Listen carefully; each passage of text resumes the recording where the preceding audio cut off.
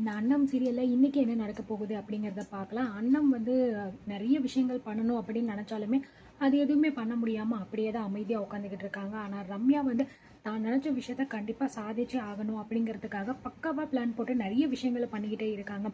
இப்போ இந்த பக்கம் இந்த ரம்யா வீட்டுல வந்து எல்லாருமே உட்காந்துக்கிட்டு இருக்கும்போது அவங்க அம்மா வராங்க. அதுக்கப்புறம் வந்து சாமிதுரையும் 2 பேருமே சேர்ந்து வந்து புது மாப்பிள்ளையும் பொண்ணையும் வந்து மறு வீட்டுக்கு அழைச்சிட்டு போகணும் அப்படிங்கிற மாதிரி இங்கே சண்முகத்துக்கிட்ட கேட்கணும் அப்படிங்கிறதுக்காக வராங்க. ஆனால் சண்முகத்துக்கு இதில் கொஞ்சம் கூட விருப்பம் அப்படிங்கிறது கிடையாது. அவர் மூஞ்சி கொடுத்து கூட பேசாமல் அமைதியாக தான் உட்காந்துக்கிட்டு இருக்காரு.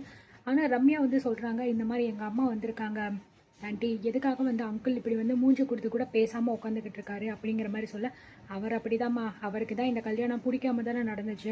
அவருக்கு பிடிச்சது அவர் தங்கச்சி பொண்ணு மட்டும்தான். அந்த புடவைக்காரியவை தலையில் தூக்கி வச்சு தான் ஆடுவார். அதெல்லாம் நீ விடுமா அப்படின்னு சொல்லிட்டு, வாங்க சம்மதி வந்து உட்காருங்க அப்படின்னு சொல்லிட்டு அவங்க அம்மாவை உட்கார வச்சுட்டு, வா சாமிதுரை அப்படின்னு சொல்கிறாங்க. வரேன் வரேன், எப்படி இருக்கம்மா, எப்படி இருக்கு இந்த வீட்டில் எல்லாரும் நல்லா இருக்கீங்களா அப்படின்னு கேட்குறாங்க.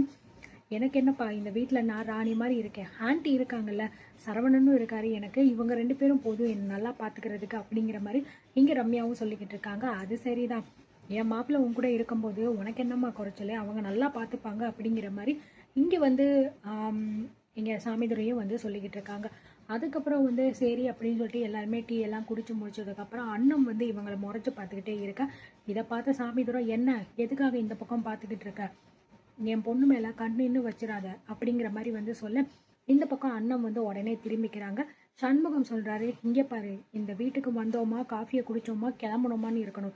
தேவையில்லாம என் தங்கச்சி பொண்ணைய பத்தி ஏதாவது பேசிக்கிட்டு இருந்த அவ்வளவுதான் உனக்கு மரியாதை இல்லை அப்படிங்கிற மாதிரி இங்க இந்த பக்கம் வந்து சண்முகம் சாமிதுரையை வந்து திட்டும் போது, அங்கிள் இப்போ எதுக்கு நீங்க வந்து அப்பாவை வந்து திட்டிக்கிட்டு இருக்கீங்க, அப்படி அவர் என்ன சொல்லிட்டாரு அப்படிங்கிற மாதிரி சொல்றாங்க.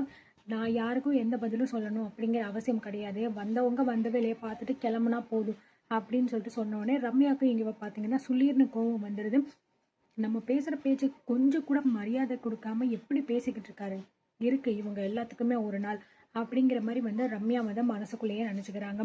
அதை விடுமா, நீ எந்த ஆயிடு டீ எடுத்துக்கோ அப்படின்னு சொல்லிட்டு அதுக்கப்புறம் இங்கே ரம்யாவோட அம்மா சொல்கிறாங்க, இந்த மாதிரி மறு வீட்டுக்கு பொண்ணையும் மாப்பிள்ளையும் நாங்கள் அழைச்சிட்டு போகிறோம் அப்படிங்கிற மாதிரி. சரிங்க சம்மந்தி, சந்தோஷமா கூட்டிகிட்டு போயிட்டு வாங்க, ஒரு 2 நாள் கூட அங்கே இருக்கட்டுமே அப்படின்னு சொல்லும்போது, இல்லைம்மா நாங்கள் போயிட்டு உடனே இங்கே வந்துடணும் அப்படிங்கிற மாதிரி சொல்ல, புகுந்த வீட்டுக்கு இப்போ தானே நான் வந்திருக்கேன், மறுபடியும் உடனே அம்மா வீட்டுக்கு நான் வரல, அதனால போயிட்டு நாங்கள் விருந்து முடிச்சுட்டு வந்துடுவோம் ஆண்டி சீக்கிரமாகவே அப்படிங்கிற மாதிரி ரம்யாவும் வந்து சொல்லிடுறேன். ஆனால் மனசுக்குள்ளே ரம்யாவுக்கு என்ன தோணுது, இந்த வீட்டில் உள்ளவங்களாம் பணி வாங்காமல் எப்படி நம்ம அவ்வளோ சீக்கிரமாக இந்த வீட்டை விட்டு வெளியே போக முடியும், அதுவும் எங்கள் அம்மா வீட்டுக்கு ஒரு 2 நாள் என்னை அனுப்பி வச்சுட்டு இங்கே இவங்க எல்லாருமே ரொம்ப நிம்மதியாக இருக்கணும்னு நினைக்கிறாங்களா, அது மட்டும் நடக்கவே நடக்காது, போன உடனே எப்படி நான் திரும்ப வரேன்னு மட்டும் பாரு அப்படிங்கிற மாதிரி இங்கே ரம்யா வந்து பயங்கரமாக வந்து சவால்லாம் விட்டுட்டு மனசுக்குள்ளேயே நினச்சிட்டு அதுக்கப்புறம் வந்து இங்கே கிளம்பிடுறாங்க. அங்கேயே காரில் வந்து போகும்போது ரம்யா வந்து பார்த்தீங்கன்னா ஏதாவது பிளான் பண்ணியே ஆகணும் அப்படின்னு சொல்லிட்டு போடுறேன். இந்த மாதிரி மறு வீட்டுக்கு போகிறவங்க எல்லாருமே வந்து பிறந்த வீட்டுக்கு தானே வந்து போவாங்க அப்படிங்கிற மாதிரி வந்து கேட்குறாங்க. சாமிதுரையும் வந்து ஆமாம் ஆமாம் கண்ணு, இதில் என்ன இருக்குது அப்படிங்கிற மாதிரி சொல்கிறாங்க. அப்போ நம்ம வந்து இப்போ நம்ம யார் வீட்டுக்கு போகிறோம் அப்படின்னு சொல்லிட்டு உங்களுக்கு தெரியுமா அப்படின்னு கேட்குறாங்க. இதில் என்ன ரம்யா இருக்குது, நம்ம வீட்டுக்கு தானே போகிறோன்னு அவங்க அம்மா சொல்ல, இல்லைம்மா இப்போ நம்ம வீட்டுக்கு போகிறல, சாமிதுரை அப்பா வீட்டுக்கு தான் போகிறோம் அப்படின்னு சொல்லிட்டு இங்கே வந்து ரம்யா சொல்கிறாங்க. இதை கேட்டுட்டு இங்கே சாமிதுரை சரவணன் எல்லாருமே பார்த்தீங்கன்னா வந்து ஷாக் ஆகி அவளையே பார்த்துக்கிட்டு இருக்காங்க. சரவணனும் வந்து, என்னங்க என்ன சொல்லிக்கிட்டு இருக்கீங்க, எதுக்கு நம்ம வந்து அவர் வீட்டுக்கு வந்து போகணும், உங்கள் வீட்டுக்கு தானே நம்ம வந்து நியாயப்படி பார்த்தா போகணும் அப்படின்னு சொல்லும்போது, இல்லை சரவணன், எனக்கு சாமிதுரை அப்பா தான், நான் அப்பாவாக வந்து அவரை ஏற்றுக்கிட்டு இருக்கேன், அவரும் என்ன தான் பொண்ணாக தான் அவர் நினச்சிக்கிட்டு இருக்காரு. அப்போது முறைப்படி பார்த்தோம் அப்படின்னா நம்ம 2 பேரும் மறு வீட்டுக்கு நம்ம சாமிதுரை அப்பா வீட்டுக்கு தான் போகணும். அங்கே போயிட்டு நம்ம தாராளமாக மறு வீட்டை நம்ம கொண்டாடிட்டு வருவோம் சரவணன், இதில் உங்களுக்கு ஏதாவது அப்படின்னு சொல்லும்போது, ஐயோ எனக்கெல்லாம் என்ன இருக்குது மேடம், நீங்கள் என்ன சொல்கிறீங்களோ அதுவே எனக்கு சரிதான் அப்படிங்கிற மாதிரி இங்கே பார்த்தீங்கன்னா சரவணனும் வந்து சொல்லிடுறாரு. உடனே இங்கே வந்து சாமிதுரை கிட்ட, என்னப்பா உங்களுக்கு இதில் வந்து ஓகே தானே அப்படின்னு சொல்லும்போது சாமிதுரை எதுவுமே பேசாமல் யோசிச்சுக்கிட்டே இருக்க, உங்ககிட்ட தான்ப்பா கேட்டுக்கிட்டு இருக்கேன், நாங்கள் வர்றது உங்களுக்கு ஏதாவது பிரச்சனையா அப்படிங்கிற மாதிரி கேட்குறாங்க.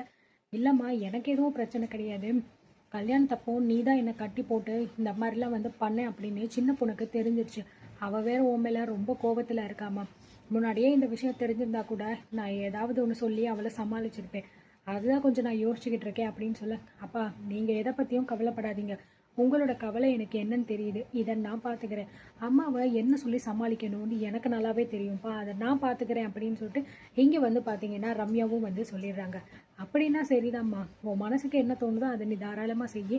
நம்ம வீட்டில் போகிறோம், இந்த மறுவீடை பயங்கரமாக நம்ம கொண்டாட போகிறோம். என்ன மாப்பிள்ள சரிதானே அப்படின்னு சொல்லிட்டு இங்கே சாமி துறையும் சொன்னோன்னே சரி மாமா போவோம் அப்படின்னு சொல்லிட்டு எல்லாருமே கிளம்பி அங்கே போயிடுறாங்க. ஆனால் ரம்யாவோட பிளான் என்ன அப்படின்னு சொல்லிட்டு இன்னமும் பார்த்தீங்கன்னா அவங்க அம்மாவுக்கு, ரம்யாவோட அம்மாவுக்கு புரியவே மாட்டேங்குது. எதுக்காக இவன் நம்ம வீட்டுக்கு வராமல் போயும் போயும் இந்த ஒன்றும் இல்லாத ஆள் வீட்டுக்கு போகிறேன்னு சொல்லிட்டு இவ பண்ணிக்கிட்டு இருக்கா. ஒன்றும் புரியலை. சரி என்னமோ பண்ணிட்டு போட்டோம் அப்படின்னு சொல்லிட்டு அவங்க அம்மாவும் அமைதியாக இருந்துடுறாங்க. அதுக்கப்புறம் பார்த்தீங்கன்னா வெளியில் அங்கே போயிட்டு கார் வந்து நிற்கிது. நின்ன உடனே பார்த்தீங்க அப்படின்னா உடனே இந்த பக்கம் காமிச்சிடாங்க. அந்த சீனை வந்து இவன் அண்ணத்துக்கு வந்து ஃபோன் பண்ணுற மாதிரி.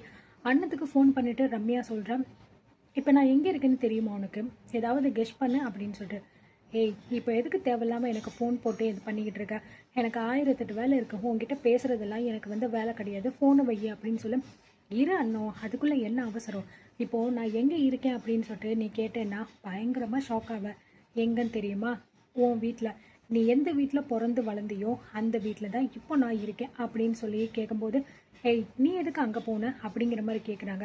என்ன அண்ணோ, எங்கள் அம்மா தான் வந்து மறு வீட்டுக்கு போகணுன்னு கூட்டிகிட்டு போனாங்கல்ல, முறைப்படி பார்த்தோம்னா சாமிதோட அப்பாவை நான் அப்பாவாக ஏற்றுக்கிட்டேன். அப்போது இதுதானே என்னோட பிறந்த வீடு.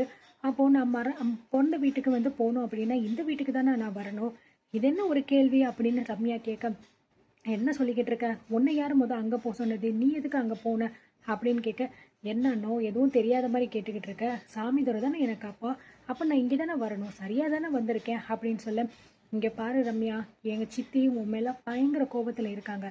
நீ தான் எங்கள் அப்பாவை இந்த மாதிரி கொண்டு போயிட்டு அடைச்சி வச்சு நீ என்னென்னமோ பண்ண அப்படின்னு சொல்லிட்டு அவங்க பயங்கர கோபத்தில் இருக்காங்க. அவங்க வீட்டுக்குள்ள இல்லாத நேரம் பார்த்து நீ எங்கே போயிருக்கேன்னு நினைக்கிறேன். தயவு செஞ்சு அவங்க வர்றதுக்குள்ளே அந்த இடத்த விட்டு நீ காலி பண்ணிடு. அவங்க வந்தாங்கன்னு வைவேன், உனக்கு அவ்வளோதான், உன்னை என்ன பண்ணுவாங்கன்னு கூட வந்து தெரியாது அப்படின்னு இங்கே அண்ணன் பார்த்தீங்கன்னா பயங்கர மாசாக வந்து பேசுகிறாங்க. ஆனால் ரம்யா வந்து அந்த எல்லாத்தையுமே வந்து ஒரே செகண்டில் புஷ்ஷுன்னு ஆக்கிடுறாங்க. என்ன அண்ணன், இன்னுமே என்னை வந்து சின்ன பிள்ளைன்னு நினச்சிக்கிட்டு இருக்கியா, அவங்க சித்திக்கு என்ன கொடுக்கணுமோ அதை நான் கொடுத்து அவங்கள ஆஃப் பண்ணிட்டேன். இப்போ அவங்க உள்ள ரொம்ப சந்தோஷமாக விருந்துக்கு வேண்டிய ஏற்பாடு எல்லாத்தையும் பண்ணிக்கிட்டு இருக்காங்க அப்படிங்கிற மாதிரி சொல்ல, இதை கேட்ட அண்ணதுக்கு பயங்கரமாக ஷாக் ஆகுது. என்ன இது, சித்தி வந்து இவங்க மேலே ஒரு பயங்கர கோபமாக இருந்தால் எப்படி என்னாச்சு அப்படின்னு சொல்லிட்டு வந்து பார்த்தீங்கன்னா இங்கே அண்ணன் வந்து யோசிச்சுக்கிட்டு இருக்க. என்ன அண்ணன், எப்படிடா இவ அப்படின்னு சொல்லிட்டு நீ யோசிக்கிறியா, நீ யோசிக்கிறேங்கிறது எனக்கு ரொம்பவே நல்லா தெரியுது அப்படிங்கிற மாதிரி சொல்ல. ஏய் இங்கே பாரு, நீ சொல்கிற இந்த பொய்யெல்லாம் நான் நம்ப மாட்டேன், எங்கள் சித்தியை பற்றி எனக்கு தெரியும் அப்படின்னு சொல்ல. என்ன அண்ணோ, நான் சொல்கிறத இன்னும் நீ நம்ப மாட்டியா, என்ன நடந்துச்சுன்னு நான் சொல்லவா, நான் சொல்கிறத கேட்டுட்டு உங்கள் சித்தி மாறிட்டாங்களா மாற மாட்டாங்களா அப்படின்னு நீ ஏன் கெஸ் பண்ணிக்கோ அப்படின்னு இங்கே ரம்யா சொல்ல. இதை கேட்டுட்டு வந்து இங்கே அண்ணன் வந்து என்னடா எதுவுமே புரியலையே இவ சொல்கிறது அப்படின்னு அப்படியே முழிச்சுக்கிட்டே நின்றுக்கிட்டு இருக்காங்க.